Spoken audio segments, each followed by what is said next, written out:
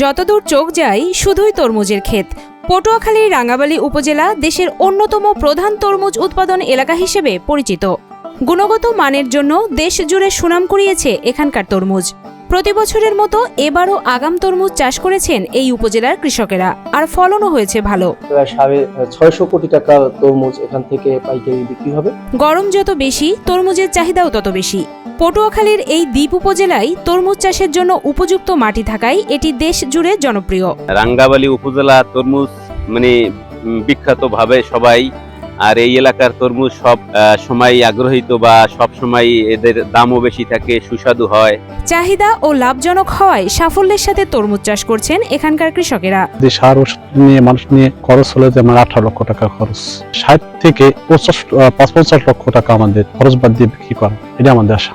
সাধারণত আমন ধান কাটার পর জানুয়ারিতে শুরু হয় তরমুজ চাষ, আর এপ্রিলেই আসে মৌসুমের প্রথম ফসল। তবে রাঙ্গাবালীতে ডিসেম্বরেই আগাম তরমুজের আবাদ শুরু হয় এবং ফেব্রুয়ারির মাঝামাঝি থেকেই বাজারজাতকরণ শুরু হয়। 3 লক্ষ টাকা কানি বিক্রি খরচ গেছে। আল্লাহর নাম লিয়ে ফসলটা খুব ভালো দেখা যায়।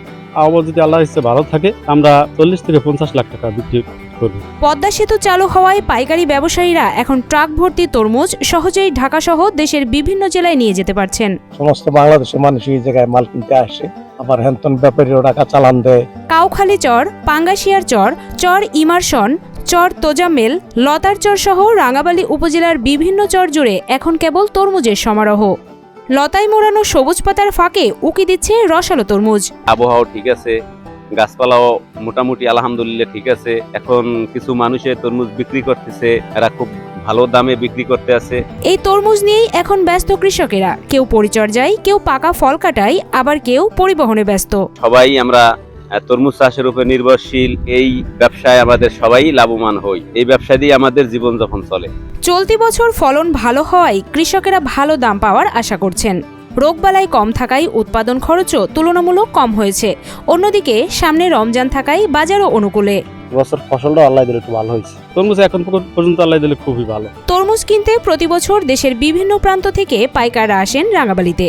শুধু তাই নয়, এখানকার মাটির গুণের কারণে ঢাকার পাইকার মোহাম্মদ আলী এবছর নিজেই কাউখালী চরে তরমুজ চাষ করেছেন। আমরা চাষ করি, আমরা কিনে নেই। আমরা আসি ঢাকা থেকে, বাড়ি ঢাকা, চাষ করছি 4খানি জমিনে। কৃষি বিভাগ জানায় 2024-25 অর্থ বছরে রাঙ্গাবালীতে প্রায় 8,250 হেক্টর জমিতে তরমুজ আবাদ হয়েছে, যা গত বছর ছিল 6,350 হেক্টর। অনুকূল আবহাওয়ায় এখন পর্যন্ত বড় কোনো ক্ষতির শঙ্কা নেই। ফলে এবার প্রায় 600 কোটি টাকার তরমুজ বিক্রির আশা করা হচ্ছে। মাঠে কোনো কোনো ক্ষেত্রে তরমুজের ওজন 4 থেকে 5 কেজি পর্যন্ত আছে। 23-24 অর্থ বছরে কিছু কিছু জমিতে তরমুজের ঢলে পড়া রোগ আমরা দেখতে পেয়েছিলাম এবং সেগুলোকে কৃষি গবেষণায় গাজীপুরে পাঠাই। যে পরামর্শ দিয়েছিল তার আলোকে আমরা কৃষকদেরকে পরামর্শ দিয়েছি। ফলে এবছরে তরমুজের আবাদও বৃদ্ধি পেয়েছে।